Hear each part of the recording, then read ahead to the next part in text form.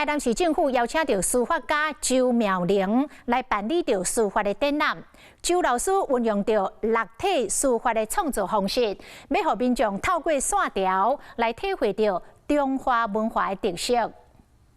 书法老师向来宾小解家己的作品，这是台南市府秘书处8月份所办理的书法展，邀请书法家周妙玲来展出32件作品。如果诗文呢，它是属于静态的，那我选择的是大篆、小篆，还有隶书、楷书来去呈现，就是视觉效果是静态的感觉。